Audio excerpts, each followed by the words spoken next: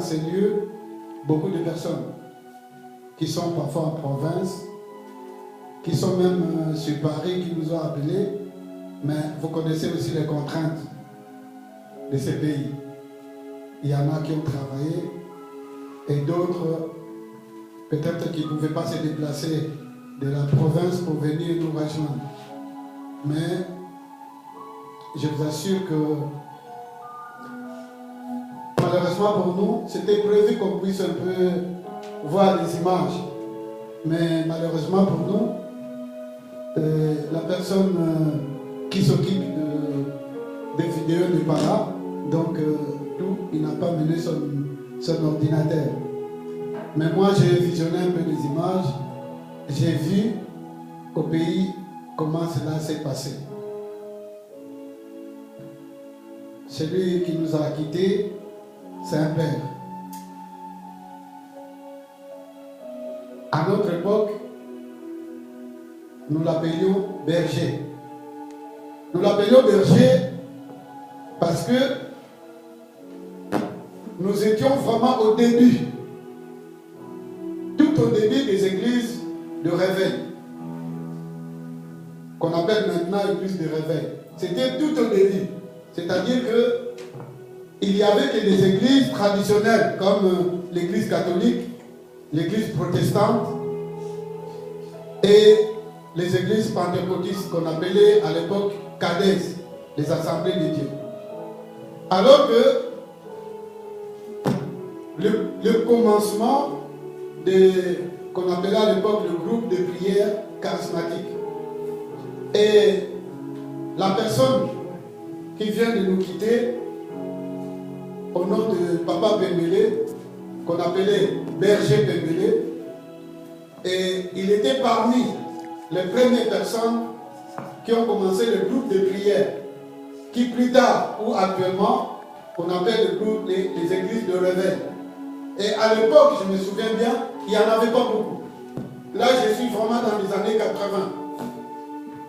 Dans les années 80, il n'y avait pas beaucoup de groupes de prière. Et à ma connaissance, il n'y en avait que 3. Il y avait un groupe de prière qui s'appelait Siné Kinda à Gombe, le frère Odon. Lui, il nous a quittés bien avant. Et puis, il y avait le groupe Kasavubu. Et le groupe Kasavubu, c'est le groupe que Papa Bembele était le berger. Et puis, il y avait un autre groupe qui venait de naître à l'Unité. Donc, c'était Cité des Terres, l'église de pasteur Moïse Mille. Mais c'est son papa. Moïse Mille, à l'époque, était encore très jeune.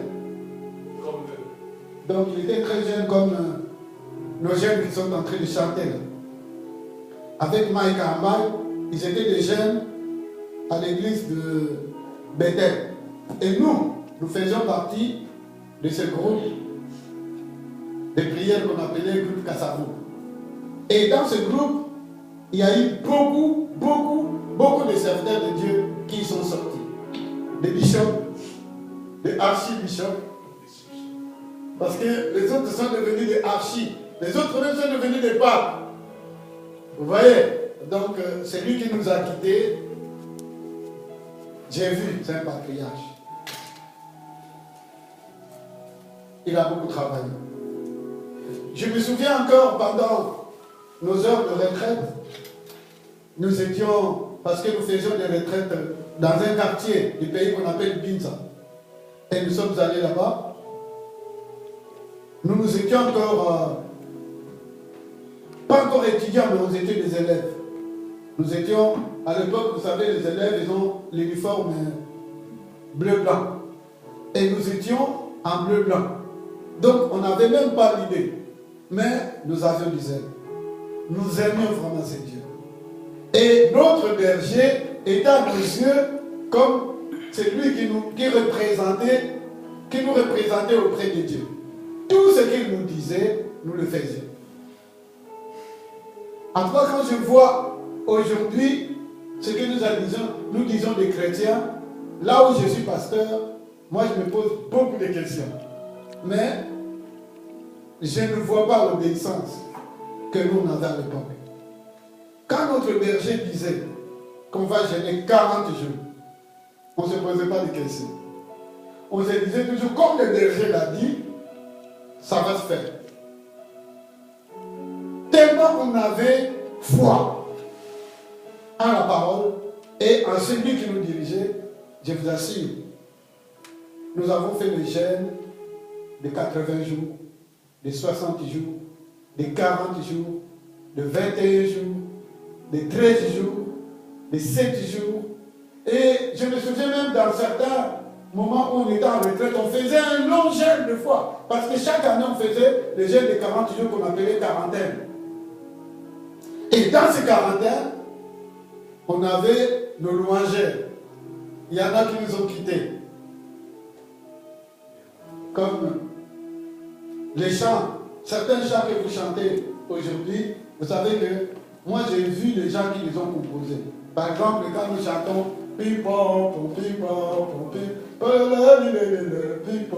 moi j'ai vu celui qui a composé ces chants. Il s'appelait, on l'appelait nous, Yaouli. Mais frère Willy, il nous a quittés. Et nous avons vu naître certains groupes musicaux comme Vox Day. Parce qu'à notre époque, Vox Day n'existait pas. Nous, on avait deux louangères toniques. Il y avait frère Willy et aujourd'hui on l'appelle Patriarche Kabongo. Patriarche Kabongo, il est en Angola. Donc, il fait toujours l'œuvre là-bas. Mais ce que je voulais dire, à l'époque où nous on était encore en uniforme, c'est-à-dire on était encore des élèves, mais pendant qu'on priait, il y avait une prophétie. Et la prophétie disait que parmi nous, nous allons sortir et que nous allons partir dans le monde pour aller prêcher la parole de Dieu. Mais à l'époque, quand la personne a donné cette prophétie, nous nous sommes regardés, nous avons dit, mais lui là, il ne comprend pas quelque chose. Parce que personne ne pensait qu'un jour, on pouvait sortir, aller ailleurs pour prêcher la parole de Dieu. On se voyait toujours à Kinshasa. Mais, vous savez que la parole de Dieu, quand elle sort, quel que soit le temps, elle s'accomplira toujours. Amen. Et là où je vous assure, aujourd'hui, nous ne représentons rien dans cette salle. Mais je vous assure qu'au travers le monde, parce que notre groupe, Kasafoum, a pris le nom. C'est le nom que Dieu a donné. C'était une prophétie que nous avons eu le nom de Fraternité la Grâce. Et sous l'enceinte de Fragrâce. Et actuellement, je vous parle, il y en a aux États-Unis, il y en a en Europe, et dans plusieurs pays d'Europe, il y en a en Angola, il y en a en Côte d'Ivoire, il y en a au Cameroun, partout. Les frères de Fragrâce sont sortis et ils sont allés pour accomplir la promesse que Dieu a faite à cette époque. Et nous avions l'habitude de faire des veillées de prière ou des nuits de prière. Et pendant les nuits de prière, notre berger, il nous imposait les mains. Et quand il nous imposait les mains, pendant l'imposition des mains, il nous donnait des messages. Vraiment, il était un homme puissant. D'abord, pour ce qui concerne la guérison et les miracles. Vous savez, moi j'ai fait beaucoup de ministères avec lui. Il y a même des moments quand vous alliez chez personne qui était malade. Donc, toi qui as peur, tu ne sais pas qu'est-ce qu'il va faire. Donc, ses réactions parfois faisaient peur. Mais en même temps, je me souviens d'une histoire. Nous avions un prédicateur principal qui s'appelait Yakojos, le frère Congolais. Et ils sont allés dans une province pour aller prêcher. Et ils sont allés à l'hôpital. Et à l'hôpital, il y avait un monsieur, donc il avait une jambe, sa jambe était comme ça. Vous voyez, il était couché, sa jambe était comme ça. Il ne pouvait pas faire de mouvement. Et Yakojos a regardé. Pendant qu'il priait, il a vu seulement le berger. Le berger s'est avancé vers Yakojos. Il lui a dit, bon, toi, tu ne pries pas. Mais tu tu m'appuies seulement dans ta prière. Ah, mais qu'est-ce qu'il va faire? Et le berger, il s'est approché, il a pris la jambe de la personne. Il a commencé à prier en langue. Et du coup, il a pris la jambe. Il a dit au nom de Jésus. Il a tiré la jambe. Et la personne s'est mise debout. Et nous avons vu beaucoup de miracles de ces gens. Des fois, quand il priait, il y a parfois une personne qui était couchée, qui ne pouvait pas se lever. Je vous assure qu'il était un peu fort de taille. C'est une personne bien... C'est pas comme nous. Lui, il était un peu plus fort que nous. Donc, comme on peut dire qu'il était un peu gros. Mais comme ici, on n'aime pas dire gros, donc il était un peu fort. Donc ici, on parle de fort. Quand une personne est grosse au pays, ici, on dit de fort. Donc il était un peu fort. Mais nous avons vu des gens malades. Et lui, avec sa taille, parfois il montait sur la personne parce qu'il se servait du verset biblique qui dit qu'il faut marcher sur les scorpions et sur les serpents. Et quand il montait, quelle que soit la manière, la personne se levait. Nous avons vu ça avec cet homme. Cet homme nous a donné la foi. Cet homme nous a appris à prier. Cet homme nous a appris à aimer Dieu. Et quand parfois je vois où je suis à la maison, je me pose des questions moi-même, je dis, mais qu'est-ce que cet homme qui nous a donné que les gens ne peuvent plus faire? Vous savez, à notre époque, il n'y avait pas de téléphone. Mais au pays, les gens se déplaçaient sans rendez-vous. Et on se retrouvait parfois à 10, à 15 dans un endroit, et puis on commençait à prier. Et à chanter. Sans qu'on se donne rendez-vous. Et ça, c'était des choses qui étaient régulières chez nous. Nous avons grandi de cette façon. Mais malheureusement, même ici en Europe, nous sommes nombreux. Mais nous avons perdu ces habitudes. Nous avons perdu le bon sens. Et qu'aujourd'hui, nous n'avons même pas de téléphone. Donc on ne peut pas s'appeler. Et pourtant, là où nous étions, la personne qui nous encadrait, il nous a montré vraiment un amour. Et que nous devons toujours nous en souvenir. Et aujourd'hui, si vraiment cette chaleur continuait en Europe, je vous assure que cette salle aujourd'hui serait pleine. Mais j'espère que peut-être nous allons renouer le corps pour que les choses reviennent comme au début. Mais c'est lui qui nous a quittés, c'est vraiment un grand homme. Pour terminer, par l'imposition de main, avant que je commence à servir le Seigneur, c'est cet homme. Quand il m'a imposé la main, il m'a dit, va lire Matthieu 4, 19, 20. À l'époque, je ne connaissais pas encore la Bible.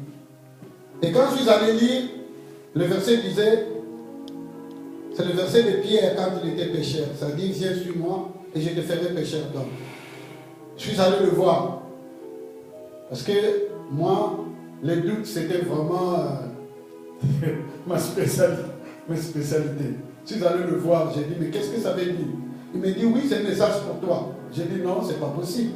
Ce verset a été écrit depuis avant même que je sois né. Et puis c'est pas seulement pour moi, c'est pour tout le monde. Comment toi tu peux dire que c'est pour toi?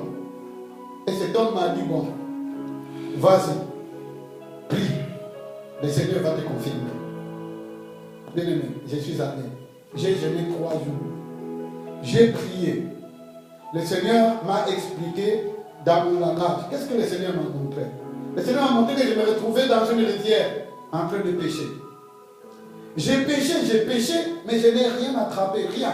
Que des petits poissons. Et puis il y a eu un monsieur qui est venu derrière moi. Il me dit, mais montre. C'est là ce que tu as péché? J'ai dit oui. Et la personne, il a mélangé une sorte de nourriture et puis il a jeté dans l'eau, là où moi j'ai péché. Et quand la personne a jeté l'eau, il m'a dit maintenant, allez, jette maintenant la maison. J'ai jeté la maison et j'ai vu qu'il y avait beaucoup de poissons. J'ai commencé à prendre des poissons. J'ai dit, oh, mais d'où viennent ces poissons? Après, il m'a dit, regarde dans l'eau. j'ai regardé dans l'eau.